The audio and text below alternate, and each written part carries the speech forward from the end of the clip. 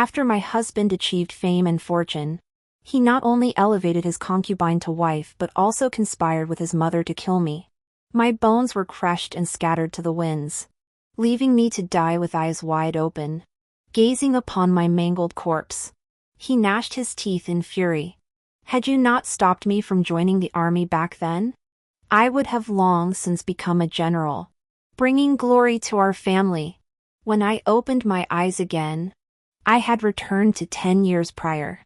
My scholarly husband had just petitioned the emperor and was about to depart for the northwest. I smiled without speaking, silently watching him walk down that path of no return. Go die, you fool. Once you're dead, everything in the Marquis' mansion will be mine. I jolted awake from my sleep to see my mother-in-law's twisted, distorted face. She pressed a handkerchief tightly over my nose and mouth, cutting off my breath. Panic and urgency gripped me as I tried to push her away, only to find my husband, Xia Yuan, pinning my limbs down. Concubine Su Ro grinned triumphantly, dousing the handkerchief with water again and again, eager for my death to come sooner rather than later. I struggled desperately, shaking my head violently. Seeing this, Su Ro lashed out, slapping me hard across the face until stars danced before my eyes. Her eldest son, Xia Cheng, 9 years old, bounced around cheering, "Kill her! Kill her!" My eyes bulged in fury as I fought desperately. My mother-in-law's grip faltered. The handkerchief loosened for a moment. I gasped in a huge breath. This was too much. I was the sole daughter of the Chancellor's household, with 3 elder brothers who doted on me. Yet now they've been dragged into the succession struggle. The emperor decreed our entire family be executed. As a married woman, I was spared death. But my mother-in-law's family is so impatient, they want me dead to clear the way for the position of main wife. Xia Yuan's face was dark and menacing as he pinned me down, refusing to let me move. You should have died long ago. If not for you, I would have prospered long ago. How laughable. Xia Yuan, the sole son of the old Marquis, was spoiled rotten by his mother-in-law since childhood. He couldn't even lift a stick. Yet his pride was greater than anyone's. He dared petition the emperor to lead troops into battle, blind to his own limitations. Knowing his mission was doomed, I sent word to my father for help. My father, who adored me, used our family's only pardon token to beg the emperor to revoke the decree. But Xia Yuan was furious, insisting I'd blocked his path to military glory. For the next 5 years, I devoted myself to managing his household and estates, doubling the Marquis's wealth. Yet Xia Yuan never once returned to my chambers, lavishing his affection solely on his concubines. Whenever he faced setbacks in officialdom, he would come to berate me, blaming me for ruining his life and shattering his dream of becoming a general. My vision blurred. In the final moments before suffocation, those distorted, twisted faces hovered above my field of sight, laughing with unbridled glee. After death, my soul drifted above the Marquis' residence. I watched those who killed me lie within its walls, each living more luxuriously than the last. They even held grand banquets to celebrate Su Ro's elevation to principal wife and Xia Cheng's appointment as heir apparent. But before the feast began, my soul completely dissipated. When I opened my eyes again, I saw the young Xia Yuan beaming at me. I'm off to the northwest to become a great general. Huinyang, you must take good care of Roer and Chinger. Su Ro stood nearby, cradling Xia Cheng, watching me with smug satisfaction.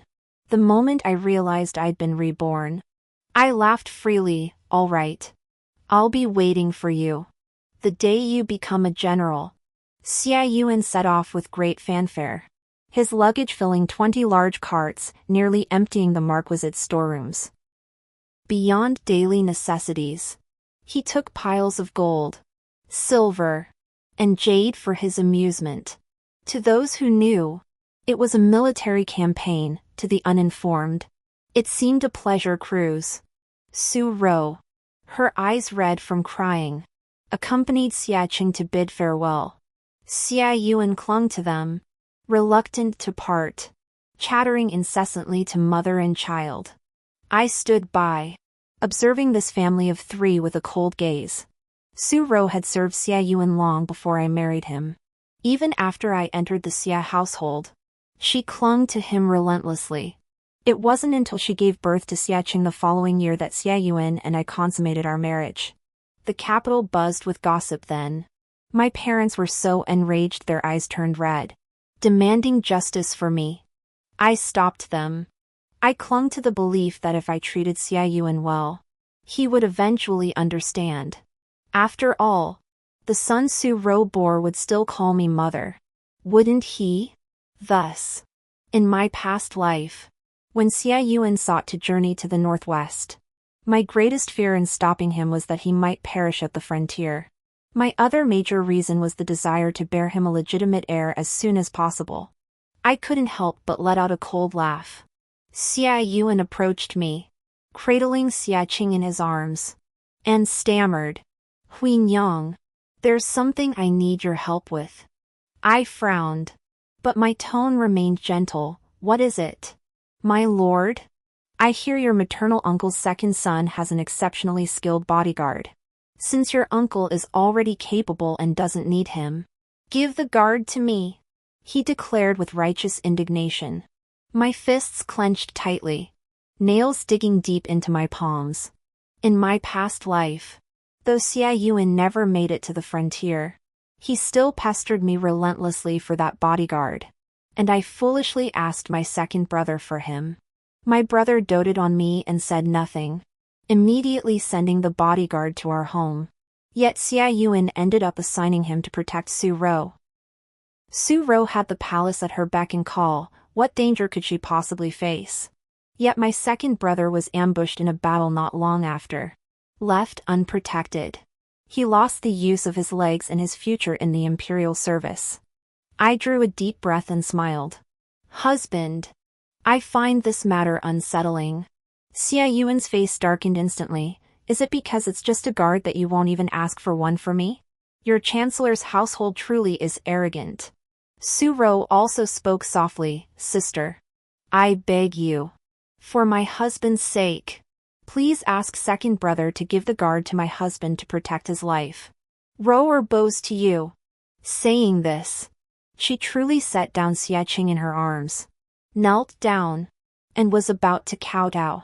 Xia Yuan swept Su Rou into his arms, his gaze turning fierce as he fixed it on me. "Roer has knelt before you, how can you be so heartless?" Having seen enough of this drama, I replied coolly. "Su Rou, are you implying that without that guard, my husband would surely die? Do you doubt his abilities?" Xia Yuan froze, his gaze towards Su Rou gradually hardening with anger. Raised in pampered luxury, Xia Yuan considered himself peerlessly brilliant. A master of both scholarship and martial arts, someone who could surpass anyone with the slightest effort. Otherwise, he wouldn't have been so foolish as to rush off to war with his frail frame. Truth be told, even in the bedroom, Xia Yuan couldn't hold a candle to the tomcat outside the courtyard. Yet his ambitions reached for the heavens. Su Rou's words now felt like outright contempt. How could he tolerate this? Seeing his reaction, Su Rou hurriedly explained, "Husband, I was simply too worried about you. My concern clouded my judgment. My brother from my mother's side is highly skilled in martial arts. Why not let him accompany you to the northwest? Would that be acceptable?" Xia Yuan's furrowed brow relaxed as he readily agreed. Su Rou glanced at me triumphantly. I remained non-committal. Xia Yuan would surely perish at the frontier. As for Su Rou's brother, let him return alive first before boasting. For now, more pressing matters demanded attention. Xia Yuan's carriage rolled northwestward. Su Rou cradled Xia Qing, her gaze fixed on me with haughty disdain. She likely believed that with Xia Qing, she was destined to become the future mistress of the Marquis' household. After all, under her control, Xia Yuan and I had scarcely any contact. I would bear him no legitimate heir. But I had long since made my plans. Xia Yuan's other son, Xia Chen, would in 5 years become a young general whose fame would reverberate across the land. He would receive personal honors from His Majesty and be revered by all. For now, he remained a neglected adopted son, confined to the side courtyard. Let Su Rou cling to her illusions while cradling Xia Qing. The child I had acknowledged was the Xia family's true heir. That evening, my mother-in-law summoned Su Rou and me to her chambers, claiming urgent matters required discussion. Upon entering, Su Rou already sat beside her, patting her mother-in-law's legs and offering tea. Mother-in-law embraced Xia Qing, her meaning clear. Our Qinger truly lives up to being the eldest son of the Marquis' household, so clever and quick-witted. Huin Yang, you've been in this household for 5 years now and still haven't borne us a son or daughter. Why not hand over the ledgers to Rower? You should focus on restoring your health first. What do you say?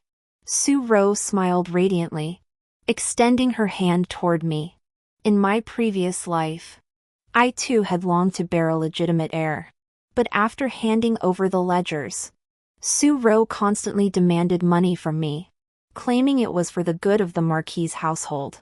Xia Yuan sided with her, pressuring me to pour in my entire dowry and even seek aid from my parents at the Chancellor's residence. Thus, bolstered by my wealth and the Chancellor's influence, the Marquis' household fortunes multiplied manifold. Yet in the end, all praised Su Rou's virtuous stewardship of the household while mocking my incompetence as the mistress of the manor. I chuckled softly, Mother. Your words cut deep. Aren't all the children of the Marquis' household mine too? My mother-in-law choked on her words, while Su Rou grew tense, clutching the wailing Xia Qing tightly, lowering my gaze to hide the chill in my eyes. I spoke gently, Mother. I wish to have Chinner registered under my name and move him to my courtyard. My mother-in-law stared at me in shock, as if looking at a fool. Before I married into the Xia family, Xia Yuan had fallen gravely ill. Countless imperial physicians came and went, all declaring he wouldn't survive. Fearing that after his death, the adopted child might not be loyal to her, my mother-in-law acted preemptively. She adopted a boy named Xia Chen, intending to raise him as her own. But the very next day after Xia Chen arrived, before they could even add him to the family registry, Xia Yuan began to recover, with her son clearly going to live. Who would want a grandson not of her own flesh and blood? Xia Chen was locked away in a side courtyard, neglected and unattended. For all these years, everyone assumed Xia Chen would amount to nothing. Little did they expect I would volunteer to take on this hot potato. My mother-in-law frowned, about to speak, when I added, though my quarters are modest, food and furnishings far below Sister Rose, I promise he'll be treated as well as he would in grandmother's courtyard. Brother Chen won't be neglected. Su Rou looked slightly anxious and laughed. Sister, what are you saying? You're meant to bear the Marquis a legitimate heir.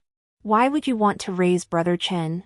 In my previous life, hearing the word legitimate heir might have swayed me. But having lived through it once, I'd long since seen through her. Su Rou smiled and reached to tug her mother-in-law's sleeve. Mother. Unexpectedly, the mother-in-law, who had always doted on Su Rou, suddenly stiffened. She yanked her sleeve free and snapped. Stop that. The ledger matter is settled. As for Chingu, raise him if you wish. Su Rou's face went blank. In my 5 years here, this was the first time mother-in-law had ever snubbed Su Rou and sided with me. You must understand, keeping Xia Chen under my name already grants him half the legitimacy of a legitimate son, allowing him to compete with Xia Qing, the son she bore. Su Rou couldn't hold her composure, her body swaying as she knocked over a porcelain cup on the table. Her mother-in-law flew into a rage, immediately sentencing her to kneel in the ancestral hall for 3 hours. As Su Rou withdrew, her face deathly pale, she fixed me with a venomous glare. This wasn't my fault. Earlier today, I had my trusted maid spread the news throughout the home mansion about Su Rou's brother. Su Chang, accompanying Xia Yuan to the northwest. My mother-in-law, though seemingly doting on her sons and favoring Su Rou and Xia Qing, ultimately cherishes herself above all else. Currently, Su Rou's influence within the mansion is at its peak, enjoying exclusive favor, while her brother is also highly valued by Xia Yuan. Add to that my earlier remark, clearly implying Xia Qing would fare better with Su Rou than with my mother-in-law. She'd surely grow wary and realize my words held truth. To protect her interests, she'd elevate me and suppress Su Rou, especially since we're at each other's throats. That's the most advantageous outcome for her. But Su Rou only knows how to curry favor with Xia Yuan and strut around me. How could she ever think of this? Returning to my courtyard, I smiled with satisfaction and had the young maid summon Xia Qin. Soon, the curtain lifted, but it was a young maid who rushed in breathlessly, exclaiming excitedly, "Madam!" News from the northwest, the Marquis led a troop of soldiers and slaughtered over 1,000 enemy troops. His Majesty is overjoyed and intends to bestow honors upon the Marquis. Xia Yuan had truly won a victory? When I rushed to my mother-in-law's quarters, Su Rou stood nearby, watching me with a smug expression. Indeed, if Xia Yuan returned victorious, then everything from my past life would unfold in a way that benefited Su Rou, and I would be doomed beyond redemption. Xia Yuan hadn't returned yet, but the Emperor's rewards had already arrived. Xia Yuan was appointed a third-rank general, while his military strategist, Su Chang, Su Rou's brother, was granted the title of Thousand Household Commander. Rewards and guests poured into the Marquis's residence like a flood. My mother-in-law, too, had her own little schemes, now fawning over Su Rou to curry favor. Dressed in dazzling finery, Su Rou cradled Xia Qing as she and my mother-in-law went out to greet guests, acting as if she were the Marquis's wife. She led a long train of maidservants who clattered into my courtyard, bellowing, "Go! Fetch the mistress's ledgers for me." I stepped slowly out the door. "Sister Su, you're truly formidable." Su Rou forced a smile. "Sister, now that my brother serves as the Marquis's trusted aide." "Oh." I raised an eyebrow. "A trusted aide? Does that compare to the wealth and prestige of my entire chancellor's household?" Su Rou's face froze instantly. I smiled and waved, signaling my maidservant to present the ledgers. "Take them." I waved dismissively. "Managing the household is exhausting. I'll leave that to you, sister." With that, I turned back into my chambers, refusing to look at Su Rou's expression. Xia Yuan's military merits are definitely fishy. I won't interfere. I'll just wait quietly for the truth to surface. These past days, Su Rou has indeed, just like in my previous life, demanded I contribute money to subsidize the Marquis's household. I flatly refused, infuriating her to the point of stomping her feet. Meanwhile, I used every resource at my disposal to build up my dowry. Shops opened one after another, and my coffers grew richer by the day. Xia Qin moved into my courtyard, and I privately asked my father to find the most skilled martial arts master to train him.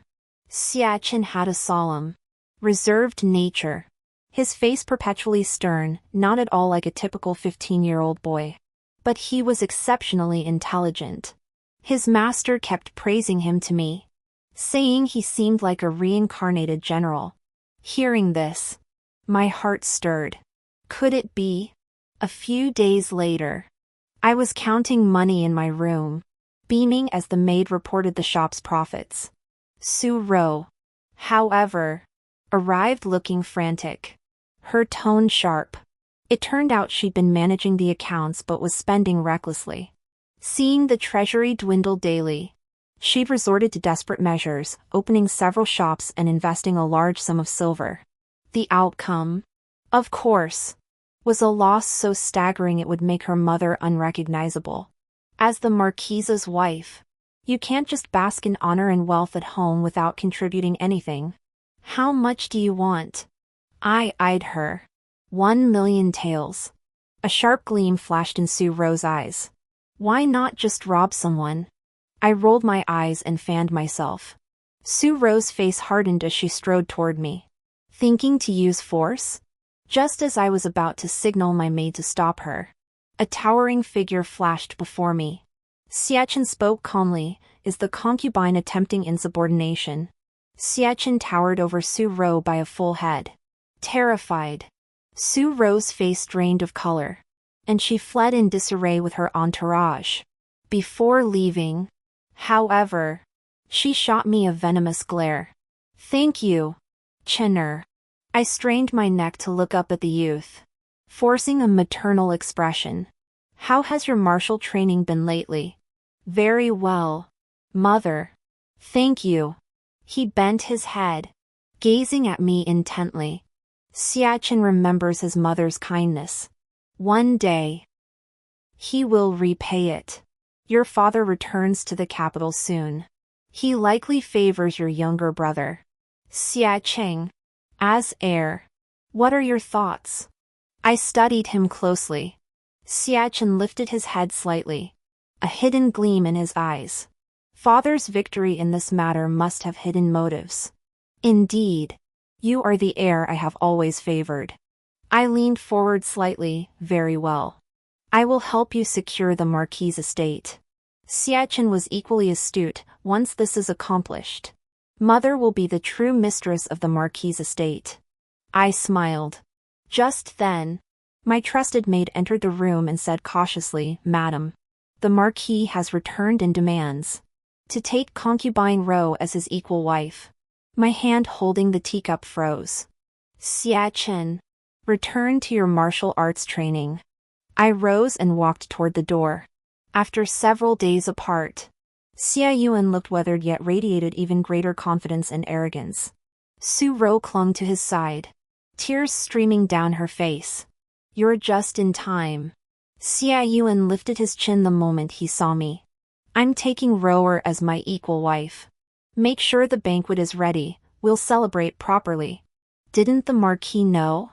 Rower manages the household now. I shrugged. Xia Yuan froze, then turned to Su Ro with a smile. My clever Rower must have earned a fortune managing the estate. Su Ro's face turned ashen. She stammered, saying she'd lost a little. Humph. A little? You've lost half the Marquis' estate. Xia Yuan shrugged it off. This estate belongs to you and Chinger anyway. What does it matter if it's lost? Su Ro immediately beamed with pride. I snorted coldly. Only then did Xia Yuan notice me. What are you staring at? I've made up my mind. Though Brother Rower is 1,000 household commander, his family background still falls short. Go back to your natal home and have your father take Rower as his adopted daughter to elevate her status. And while you're at it, secure a better dowry, one far more generous than yours was. Adopt Su Ro as a daughter? I enunciated each word. Is she worthy? Xia Yuan glared. You. I'm a general now. So what? Is your general rank higher than my father's? I sneered. How dare you? Mother-in-law entered, cane in hand. She raised it, pointing it at my nose. You're my daughter-in-law. You should obey my son. Xia Yuan stood stubbornly in place, his arms wrapped around a beaming Su Ro. Watching this family, my heart was filled with unbearable irritation. Fine. Fine. Fine. In Xia Yuan's eyes, even as the legitimate daughter of the Chancellor, I still couldn't hold a candle to Su Ro, born of lowly origins. I deserved to drain my family's savings to support him, elevate his favored concubine, trample my own dignity into the dirt, and then bow and scrape with tearful gratitude. A startled cry rang out from the main gate. What on earth is happening? I turned to see the Xia family's elder patriarch and my father. At their sight, Xia Yuan's head instantly dropped an inch. The Xia family patriarch was famously impartial, and my father stood firmly by my side. True to form, the patriarch's beard bristled as he glared, berating Xia Yuan for his recklessness in elevating Su Ro, born of a slave, to co-wife status. He railed against the mother-in-law for her unreasonable complicity in Xie Yuan's unethical scheme. You've lived all these years. Yet your education has gone to waste. The patriarch declared bitterly. This concubine, take her away. 20 lashes. Su Ro's face drained of color and terror. She sobbed, begging Xie Yuan to save her. The old clan chief couldn't stand such scenes. He immediately ordered 10 extra strokes. Then, he looked at me with an apologetic expression, this time. My Xie family has wronged you. Things have escalated to this point. Listening to Su Ro's agonized screams, I couldn't suppress the smirk at the corner of my mouth. The clan chief flatters me. I won't hold it against them. It would have been even better if Xie Yuan had been beaten too. The clan chief praised my magnanimity repeatedly, issued a few more warnings to Xie Yuan and his mother-in-law, then departed. Their faces turned ashen. They shot us a fierce glare before storming back to their quarters. Su Ro couldn't even stand. She was carried away by several maids, wailing and wringing their hands. Father was furious. They didn't even come to see me. Have you suffered enough? I thought Xie Yuan was passable in looks and average in ability, enough to give you a stable life. Never imagined he'd be such scum. I shrugged it off, patting father's shoulder. Now that I'm getting richer by the day, who cares whether Xie Yuan loves me or not? If I did care, it would only mean I'm not rich enough yet. I cleared my throat and lowered my voice. Father, did my second brother have a subordinate named Zhang Cheng? It was this Zhang Cheng who, during our second brother's military campaign in my past life, secretly killed hundreds of ordinary civilians to claim military merits behind my brother's back. When the truth came out, since Zhang Cheng was under my second brother's command, it was deemed his orders. That's what led to our entire family being executed. This time around, I must eliminate him first. But to my surprise, my father looked utterly confused. No, he doesn't. Huh? Just as I was about to speak, I looked up and saw that familiar face standing at the doorway. That was Zhang Cheng. I asked my father who that was. He looked utterly dismayed. That's your aunt's brother, Su Cheng. After seeing my father off, I remained deep in thought. So in the previous life, Su Cheng didn't stay with Xie Yuan but went to my second brother instead, adopting the alias Zhang Cheng? Then Xie Yuan's military merits. The door curtain suddenly flung open, and I snapped my head up.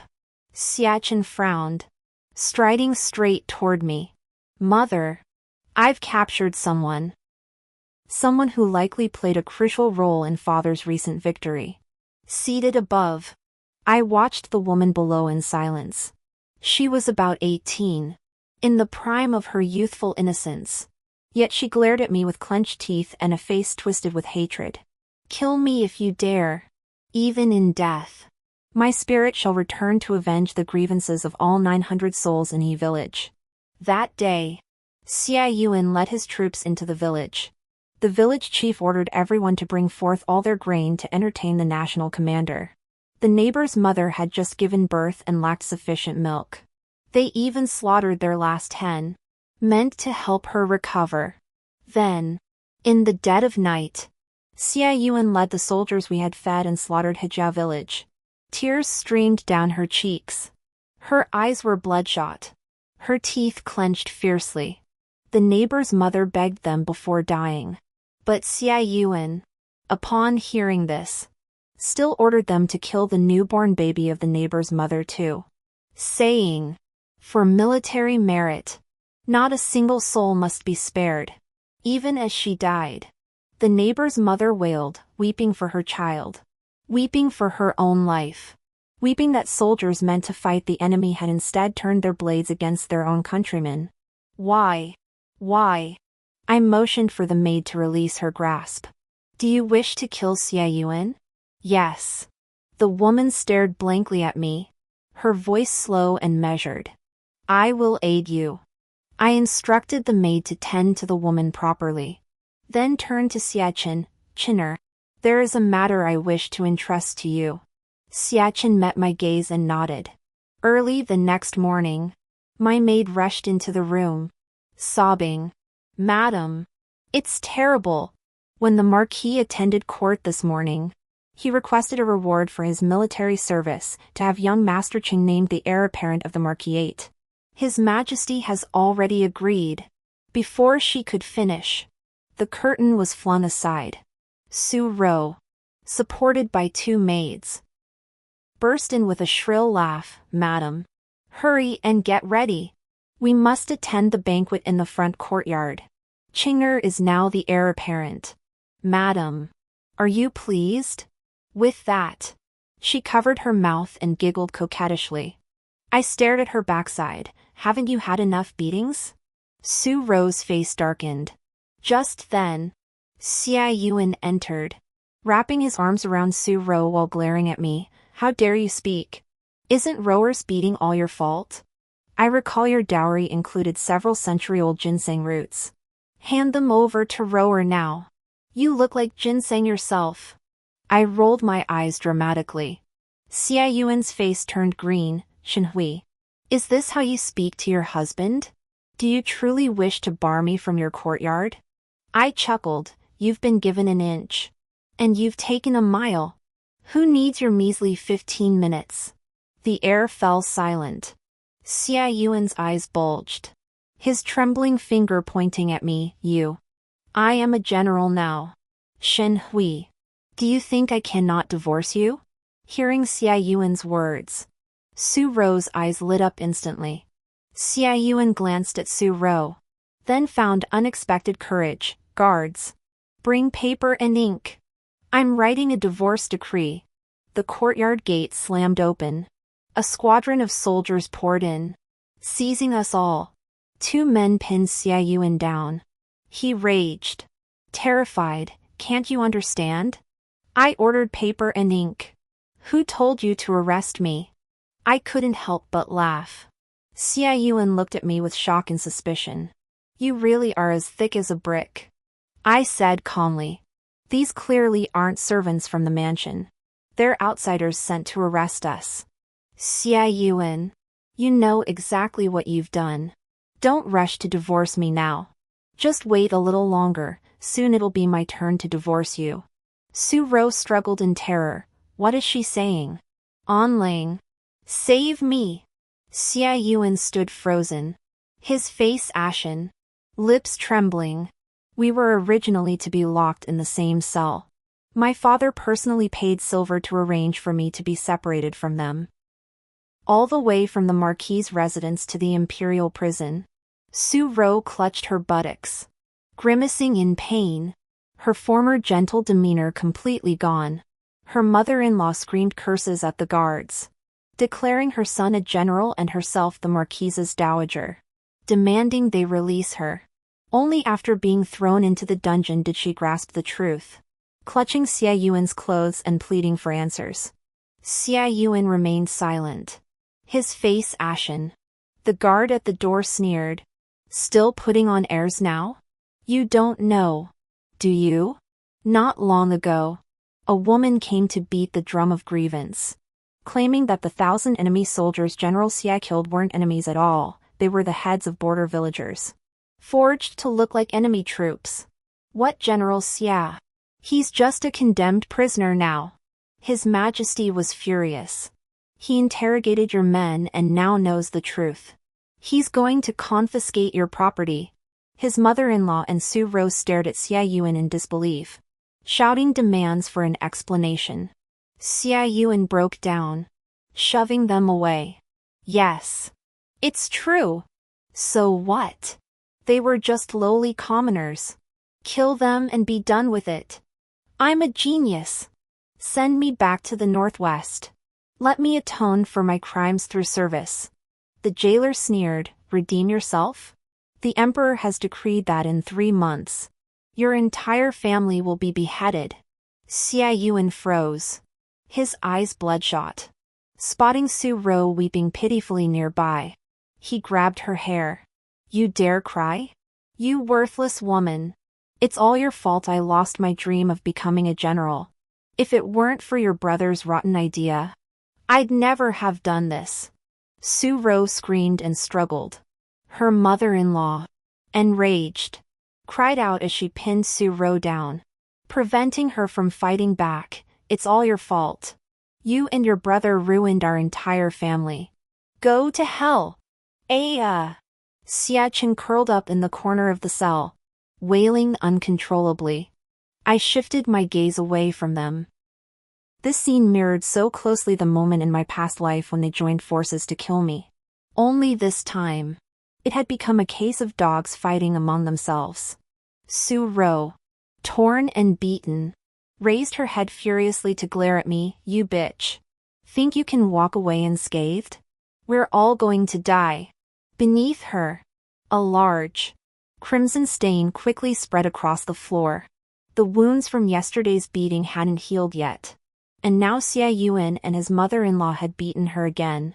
Only when Su-ro finally fell silent did Xia Yuan and his mother-in-law release their grip, slumping lifelessly onto the filthy floor. My cell was covered in thick straw, making it somewhat soft. Of course, I wouldn't die with them.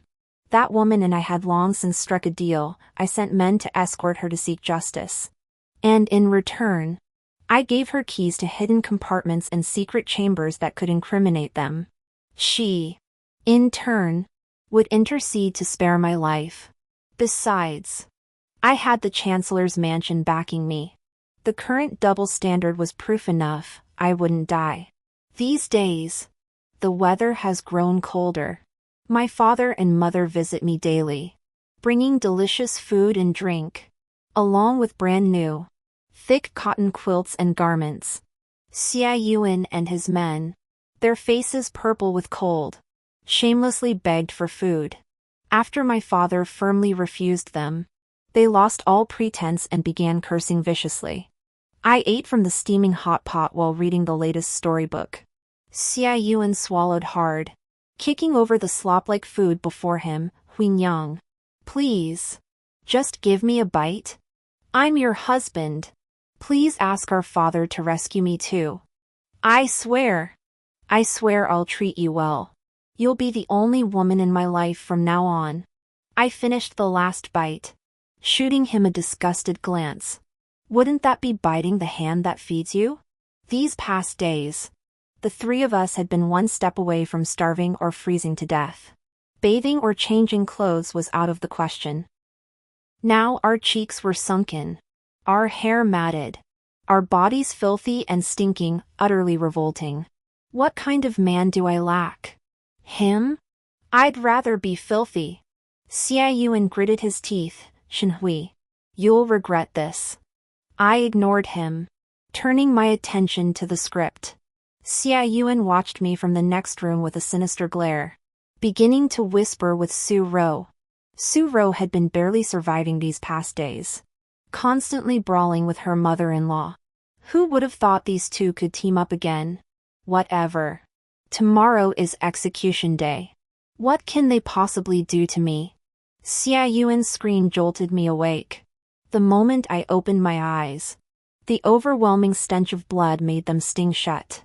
My hands felt sticky. Looking down, I saw a knife dripping with blood. Help! Murder! Murder! Shenhui killed my mother. Xia Yuan screamed. I snapped my head around to see a gaping wound across my mother-in-law's throat. Blood had already congealed into dark clots. Her eyes remained wide open, staring fixedly at Xia Yuan. Xia Yuan had actually killed his own mother to drag me down. The old woman probably never imagined she'd meet her end at her son's hands. As for this knife, Xia Yuan must have slipped it through the bars while I slept, trying to frame me. The jailer, drawn by his screams, rushed in and gasped at the sight. Shenhui! She always hated my mother. She slipped her hand in when we weren't looking and killed her. Xia Yuan stared at me like a madman, a twisted smile playing on his lips. Kill her too. Kill her. I looked down at the bloodstains on my hands. Su-ro lay sprawled on the floor, her deathly pale face twisted into a triumphant, Savage grin. We won't live. And you won't escape either. She muttered. What does it matter if you're the legitimate daughter of the Chancellor? In the Marquis's household, you'll never surpass me. Even in death. I'll drag you down with me. Just as the guard was about to speak, a voice came from behind him, leave it to me. The guard bowed obsequiously and retreated immediately. Xia Yuan looked puzzled. The newcomer stepped forward slowly, clad in martial attire. His eyes shone like bright stars. And though dust still clung to his face, it couldn't obscure his radiant brilliance. Xia Yuan was still frowning when Su Rou gasped, Xia. Xia Chen. Xia Yuan. Of course. Didn't recognize him, he'd never paid attention to this adopted son. Likely. Xia Chen hadn't even been locked up with us these past days, he probably hadn't noticed. On the very day that woman beat the drum to cry injustice, Xia Chen left a note and headed alone to the northwest battlefield.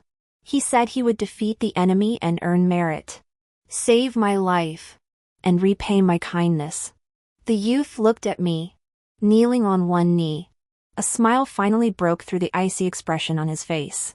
Mother, I won, he declared. A great victory in the northwest. I am now a third-rank general, personally appointed by His Majesty. I have already petitioned for the pardon of the Home Mansion. Mother, let us leave now, Xia Yuan shouted. I remember now. Chinner, you are Chinner. He lunged forward feverishly, gripping the bars with both hands. I'm your father. Chinner, hurry. Get me out of here. Truly worthy of bearing my name, just like me. A natural-born general. Get me out first. These past 3 months have been pure torment. Su Rou screamed and rushed forward too, only to be shoved back by Xia Yuan's elbow. Crashing to the floor. The jailer swiftly unlocked my cell door. Xia Chen stepped forward to help me up, pulling out a handkerchief to meticulously wipe the blood from my fingertips. Xia Yuan still rattled the bars, raving like a madman. What are you dawdling for? Get me out of here now, he bellowed. Xia Chen finally turned his gaze to him. Speaking calmly, His Majesty has issued a decree, in recognition of my great achievement in capturing 7 cities consecutively. The entire Marquis household is spared the extreme punishment of execution by beheading. I am to inherit the Marquis title, and my mother becomes the Marquis Dowager. As for the 3 of you, Xia Chen glanced at the dead mother-in-law. Oh, 2 of you. And Su Chang, the original decision stands. All shall be beheaded. Xia Yuan froze in shock. Su Rou shrieked. Shin Hui killed someone. She can't live either. Xia Chen chuckled lightly. What killing? Mother's hands aren't even stained with blood. Xia Yuan. Plotting against his own mother, his crime is compounded. He'll face additional charges from above. Xia Yuan finally snapped out of it, cursing as he lunged to grab us. His filthy arm reached feebly toward me, only to be crushed under my foot. Watching Xia Yuan's contorted expression, I crouched down. Xia Yuan, did you know? My father has a pardon token, I said with a smile. Xia Yuan froze, gritting his teeth against the pain. Huinyang, you're going to save me, right? I promise. I promise to treat you well from now on. No, I replied bluntly. I was just saying. I stood up with a smile. Xia Chen obediently took my arm, and we walked out the gate together. Xia Yuan's mad screams echoed through the dark dungeon. In my past life, I used that pardon to save Xia Yuan, only to bring ruin upon myself and my entire family. This time around, I finally altered my fate and embraced the happiness that was rightfully mine. The next day, I went to witness the execution. Su Chang was beheaded. As for Su Rou, I heard that shortly after I left the prison, she and Xia Yuan had started a violent fight, hurling insults at each other. But she had old injuries. And before midnight, she was beaten to death by Xia Yuan, who had descended into near madness. Xia Yuan, for murdering his mother-in-law and Su Rou, plus one additional capital offense, was sentenced to Ling Qi. Xia Qing was too young to compete with Xia Yuan for food. Starved. He also died in the heavenly prison, dressed in splendid robes made of tribute satin and draped in a fur cloak. I watched the entire execution of Xia Yuan from the front row. Halfway through, I departed. The grudge from my past life had been avenged. As for the execution, what was the point of watching? A waste of my time. The Marquis held countless treasures awaiting my enjoyment, each infinitely more important than Xia Yuan. Returning to the Marquis, Xia Chen stood at the gate in full military attire, clearly having waited for me. "You're heading out to battle again?" I asked, somewhat surprised. However capable he was still only 15. Even in my past life, Xia Chen hadn't achieved fame until he won his first major victory at 20. There are still remnants of the enemy forces in the northwest. I'm going to annihilate them. When I return victorious, I'll request an imperial decree for Mother. Xia Chen gazed at me, waiting. The youth swung himself onto his horse, the hem of his robe sweeping in a graceful arc. His warhorse let out a long whinny and galloped toward the endless horizon. The maid asked me, "Madam, 100 pots of drunken consort young wine have been delivered to the mansion. Would you like to go and admire them?" I snapped back to reality and replied with a smile, "I will." Extra story. I couldn't save her. Upon hearing of her death, I rode back to the capital through the night, exhausting 3 horses, yet still missed her funeral. Unexpectedly, I learned through the whispers of the Marquis servants that the estate never buried her at all. Instead, they tossed her ashes into a cesspool. I recalled when I was 10. She was 20, married into the Marquis' estate. Her wedding procession stretched for 10 miles. Huddled in a corner of the wedding banquet, I stuffed food into my mouth while secretly stuffing what I could carry into my robe lining, enough to stave off hunger for days to come. A gust of wind lifted the corner of her crimson veil. My gaze instinctively followed, locking with those eyes, shimmering and luminous. I froze, forgetting even to stuff more food. My so-called father, Xia Yuan, disliked her, and the household was truly managed by Aunt Ro. Yet despite her own suffering, she still had made send me food. Those were 5 years I never went hungry again. When I turned 15, late one night, an old man suddenly appeared atop my wall. "Boy, I see you have exceptional bone structure. Want to learn martial arts with me?" "No," I replied flatly. "What are you clinging to?" the old man exclaimed, then snapped his fingers in calculation before flashing a knowing smile. Could he actually read fortunes? That secret thought itched to escape my mind, making me feel nervous for the first time. "Learn martial arts from me. Within 5 years. I guarantee you'll be a master," the old man coaxed earnestly. "Only by mastering your skills can you protect those you wish to safeguard." I slowly lifted my head, reached out my hand to him. This old man was usually unreliable, but his words held truth. 5 years after secretly leaving the Marquis' estate, I fought my way through battles, truly crushing the enemy nation and earning the Emperor's rewards. Yet when I returned home full of anticipation, what awaited me was a handful of ashes. That day, at the banquet celebrating concubine Ro's elevation, I carved a bloody path with my sword.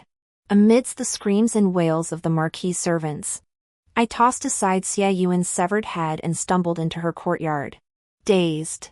She loved peonies, yet her garden held only a withered little white flower. I plunged the blade into my own chest, watching my blood dye the little flower crimson. Before losing consciousness, I heard the old man's voice. He had bid me farewell before I went to battle. Back then, he'd said, "The battlefield is terrifying, Your master still wants to live a few more years. But now, crouched beside me, he muttered, "Foolish child. You big idiot." After scolding me for a long while, he sighed, "All right. For the sake of you being my disciple, I'll help you one last time." The moment he finished speaking, a sudden blinding light filled my vision. Staring at my hands, noticeably smaller than before, I suddenly realized something and stumbled toward the door. In the courtyard stood that familiar figure, hiding behind a nearby door. I laughed until tears streamed down my face. This old man really has some skills. Xie Yuan stood before her, his spirit soaring as he declared, "Huing Yang, I'm heading to the northwest to become a great general. Take good care of Rower and Chinger." She offered a smile utterly different from her past life, her eyes sparkling with an unfamiliar light. She replied, "All right. I'll wait for you. On the day you become a general." The end.